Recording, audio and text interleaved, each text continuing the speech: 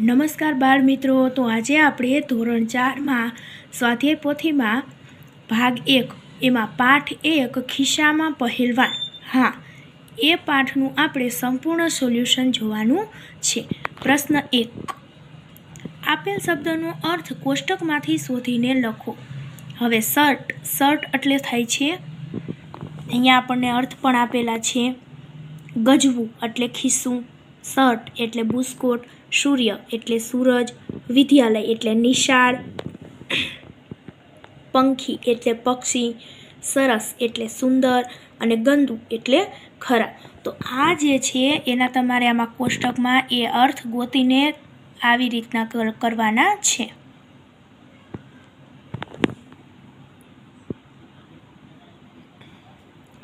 ત્યાર પછી છે પ્રશ્ન 2, કૌંસમાં બંધ બેસતા જે શબ્દ છે એની જોડ બનાવવાની છે. તો આપણને એક ઉદાહરણ આપેલું છે કે બુસ્કોટ તો ખિસ્સું, એવી રીતે આપણે આંખ તો આંસુ, સૂરજ તો તડકો, પુસ્તક તો પેન, તળાવ તો પાણી, દરજી તો કાતર, વિમાન તો આકાશ, ઇસ્ત્રી તો ધોબી, સ્લેટ તો પેન, ઘાસ તો ઢોર, દફતર તો પુસ્તક. ત્યાર પછી જોઈએ પ્રશ્ન 3, ખરા વાક્ય સામે સાચાની અને ખોટા વાક્ય સામે ખોટાની નિશાની કરો. તો પેલું છે કે ખિસ્સાને નવા બુસ્કોટ પર બેસવાની બહુ ઈચ્છા થાય, સાચું. બીજું, ખિસ્સાની આંખમાંથી બોર જેવડા આંસુ ટપક્યા, તો ખોટું. બુસ્કોટ ભાઈએ ખિસ્સાને રખડેલ કહ્યું, સાચું. ચોથું, ખાબોચિયાના પાણીમાં પલળવાથી ખિસ્સું ચોખ્ખું થઈ ગયું, તો સાચું. પાંચમું, દરજીભાઈ તો ઇસ્ત્રી કરે અને કરચલી કાઢે, તો ખોટું.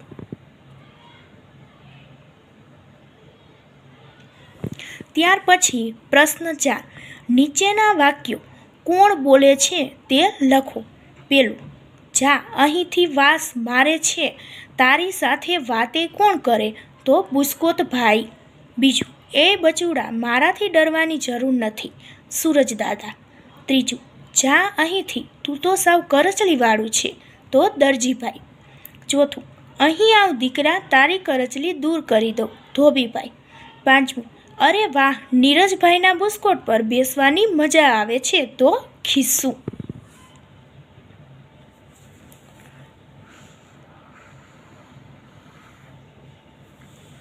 ત્યાર પછી જોઈએ પ્રશ્ન 5, આપેલું વાક્ય વાંચો અને સમજો.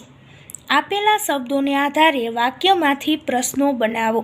તો આપણને વાક્ય આપેલું છે, દ્રોણ ગુરુ આશ્રમમાં રહી પોતાના શિષ્યોને રોજ સવારે પોતાને હાથે જ ધનુર્વિદ્યા શીખવતા. હવે આપણને પેલું આપેલું છે ક્યાં, એટલે કે આપણે ક્યાંથી પ્રશ્ન બનાવવાનો છે. તો દ્રોણ ગુરુ ક્યાં વિદ્યા શીખવતા હતા. બીજું, શું, દ્રોણ ગુરુ આશ્રમમાં શું શીખવતા. ત્રીજું, કોણ, તો કોણ ધનુર્વિદ્યા શીખવતા હતા. ચોથું, કઈ રીતે, તો ગુરુ દ્રોણ કઈ રીતે ધનુર્વિદ્યા શીખવતા. પાંચમું, ક્યારે, તો દ્રોણ ગુરુ કઈ રીતે ધનુર્વિદ્યા શીખવતા.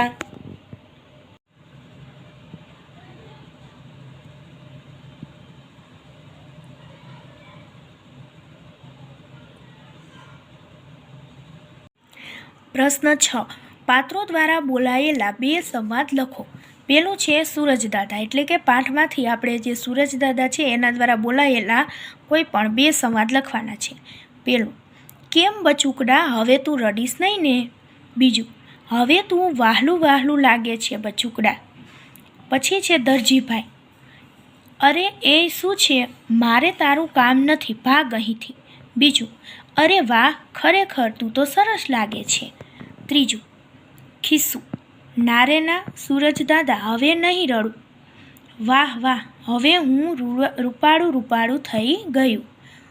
ચોથું, ધોબીભાઈ, અહીં આવ તારી કરચલી ચપટી વગાડતા છું કરી દઉં. અને બીજું છે એમાં ખાલી આવશે ચૂપ. પછી છે બુસ્કોટભાઈ, ખસ આઘું ખસ ભાગ અહીંથી.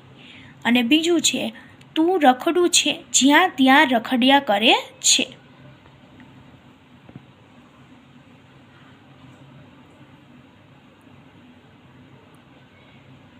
ત્યાર પછી છે પ્રશ્ન 7. પ્રશ્નોના જવાબ લખો. પહેલું, નવા નવા બુસ્કોટ જોઈને ખિસ્સાને મનમાં શું થતું? તો જવાબ આવશે નવા નવા બુસ્કોટ જોઈને ખિસ્સાને મનમાં થતું કે નવા બુસ્કોટ પર બેસવાની કેવી મજા પડે. બીજું, ખિસ્સું ક્યારે ક્યારે રાજી થાય છે?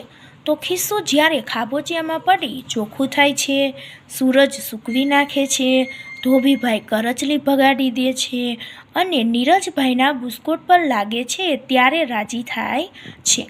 ત્રીજું, ગંદુ ખિસ્સું સી રીતે ચોખ્ખું થઈ ગયું?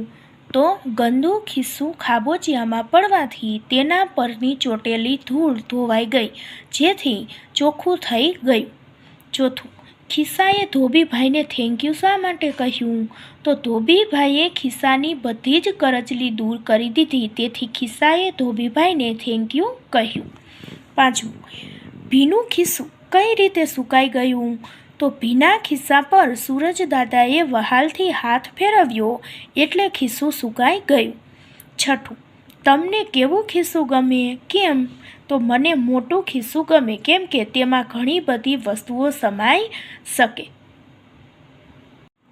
ત્યાર પછી છે પ્રશ્ન 9. તમારા ઘરના સભ્ય સાથે દરજીની દુકાનની મુલાકાત લઈ તમારા અનુભવો વર્ણવો.